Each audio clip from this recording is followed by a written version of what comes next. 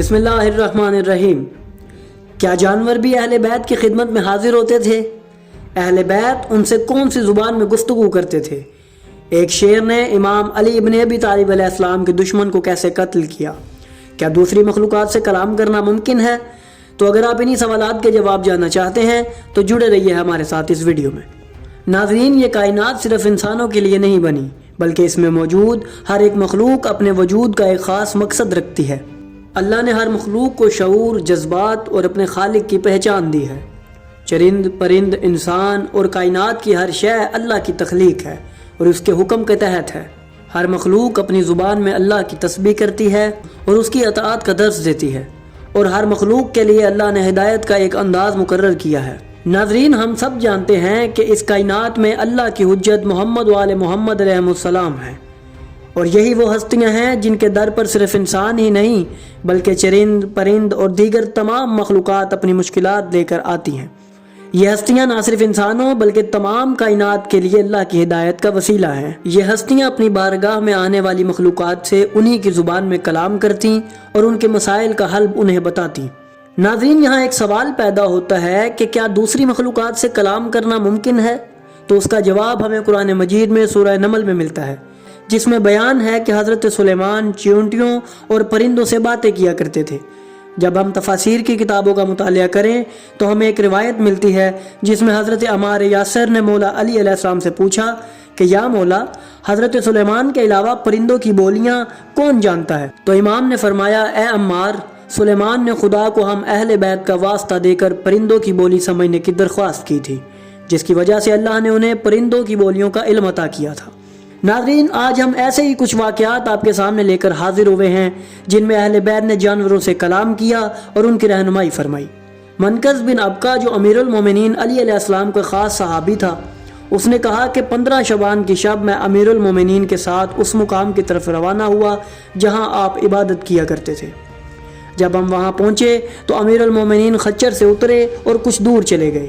میں نے محسوس کیا کہ خچر گھبرا رہا ہے اور خوف کے علامت کے طور پر اپنے دونوں کان کھڑے کر رہا ہے۔ اتنے میں امام بھی آ گئے۔ آپ نے خچر کے اضطراب کو ملاحظہ کیا اور مجھے فرمایا کہ کیا بات ہے اور خچر پریشان کیوں ہو رہا ہے؟ میں نے کہا، مولا، مجھے کچھ پتہ نہیں ہے۔ پھر آپ نے صحرا کی طرف دیکھا تو آپ کو شیر دکھائی دیا۔ آپ نے فرمایا، رب کعبہ کی قسم، ایک درندہ آیا ہے۔ پھر آپ تلوار حمائل کر کے اس کی طرف بڑھے اور آپ نے اسے آواز دی۔ آپ کی آواز سن کر شیر رک گیا اور اپنی دم ہلانے لگا۔ یہ منظر دیکھ کر خچر بھی پرسکون ہو گیا۔ آپ نے شیر سے فرمایا، تجھے یہاں آنے کی ہمت کیسے ہوئی؟ کیا تو نہیں جانتا کہ میں خدا کا مقرر کردہ شیر ہوں اور میں ہی حیدر کرار ہوں؟ پھر امام علی علیہ السلام نے دعا کی کہ اے پروردگار، اسے بولنے کی قوت عطا فرما۔ آپ کی دعا کے الفاظ جیسے ہی ختم ہوئے تو شیر بولنے لگ گیا۔ اس نے کہا، امیر المومنین، خیر الوصیین اور علم انبیاء کے وارث، آپ پر سلام ہو۔ میں 7 دنوں سے بھوکا ہوں اور ان ایام میں مجھے کوئی شکار نہیں ملا۔ میں نے 2 فرسخ کی مسافت سے آپ کو دیکھا تو چلا آیا کہ دیکھوں کہ کیا میرا شکار تو نہیں۔ امیر المومنین نے فرمایا، جنگل کے شیر اچھی طرح سے سن لے، میں 11 شیروں کا والد ہوں۔ پھر آپ نے اپنا ہاتھ بڑھایا اور اس کی کمر کے بال پکڑ کر اسے اپنی طرف کھینچا تو شیر آپ کے قدموں میں گر پڑا۔ آپ نے اس کی جسامت پر شفقت سے ہاتھ پھیرا۔ شیر نے کہا، مولا، میں سخت بھوکا ہوں۔ امام نے فوراً دعا کی، اے پروردگار، محمد و آل محمد علیہ السلام کے صدقے اسے رزق عطا فرما۔ پھر آپ نے دیکھا تو شیر ایک بکری کھا رہا تھا، اور جب وہ کھا چکا تو اس نے آپ سے کہا، امیر المومنین، ہم درندے آپ اور آپ کی عطرت سے محبت رکھنے والوں کو نہیں کھاتے، ہم آپ اور آپ کے خاندان سے محبت کرتے ہیں۔ پھر حضرت نے ان سے پوچھا، تو کہاں رہتا ہے اور تو کیا کرتا ہے؟ شیر نے کہا، میرے یہاں آنے کے 2 مقاصد ہیں۔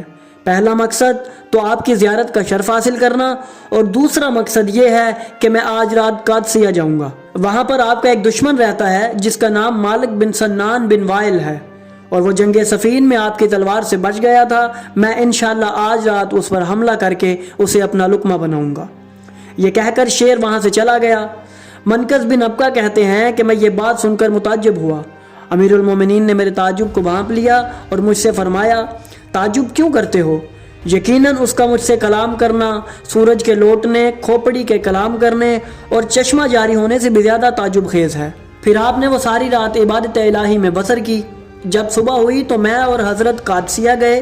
وہاں لوگ چیخ رہے تھے کہ آج رات مالک بن سنان کو ایک درندے نے اس کے گھر میں پھاڑ کھایا ہے۔ میں نے دیکھا کہ لوگ امیر المومنین علی علیہ السلام کے قدموں کی مٹی اپنی آنکھوں سے لگانے لگے۔ جب امیر المومنین نے لوگوں کی اس عقیدت کو دیکھا تو فرمایا، لوگوں سن لو، ہمارا محب دوزخ میں نہیں جائے گا اور ہمارا دشمن جنت میں نہیں جائے گا، اور میں قیامت کے دن پل صراط پہ کھڑا ہو کر دوزخ سے کہوں گا یہ میرا ہے اور یہ تیرا ہے۔ لوگوں نے یہ سن کر کہا، اس ذات کی حمد ہے جس نے آپ کو بہت سارے لوگوں پر فضیلت دی ہے۔ یہ واقعہ ہمیں باور کراتا ہے کہ مولا علی علیہ السلام کا علم صرف انسانوں تک ہی محدود نہیں، بلکہ اللہ نے انہیں ایسی حکمت عطا کی ہے جو ہر مخلوق کو راستہ دکھاتی ہے۔ یہ مکالمہ صرف ایک جانور امام کی گفتگو نہیں، بلکہ ایک ایسا سبق ہے جو ہمیں علی علیہ السلام کی عظمت، ان کے علم اور ان کے مقام کو سمجھنے کا موقع فراہم کرتا ہے۔ ناظرین، اسی طرح کا ایک اور واقعہ ہمیں تاریخ میں ملتا ہے جہاں امام علی علیہ السلام نے اونٹ کے ساتھ گفتگو کی۔ عمار سے روایت ہے، انہوں نے کہا کہ ایک دن میں مسجد کوفہ میں امیر المومنین علی علیہ السلام کی خدمت میں بیٹھا تھا کہ مسجد کے باہر سے جھگڑنے کی آواز بلند ہوئی۔ آپ نے مجھ سے فرمایا، عمار باہر جاؤ، وہاں ایک مرد ایک عورت پر ظلم کرنا چاہتا ہے اور اسے جا کر اس ظلم کرنے سے روکو۔ اگر وہ تمہارے منع کرنے پر باز نہ آیا تو میں خود ہی ذوالفقار سے اسے روک لوں گا۔ عمار کہتے ہیں کہ میں مسجد کے باہر آیا تو میں نے دیکھا ایک مرد اور عورت اونٹ کی مہار پکڑ کے کھڑے ہیں۔ مرد کہہ رہا ہے کہ یہ اونٹ میرا ہے، جبکہ عورت کہہ رہی ہے کہ اس کی مہار چھوڑ دو، یہ اونٹ میرا ہے۔ میں نے اس مرد سے کہا، مجھے امیر المومنین علی علیہ السلام نے بھیجا ہے، وہ تجھے عورت پر ظلم کرنے سے منع کر رہے ہیں۔ تو اس شخص نے امیر المومنین کی گستاخی میں کچھ الفاظ کہے۔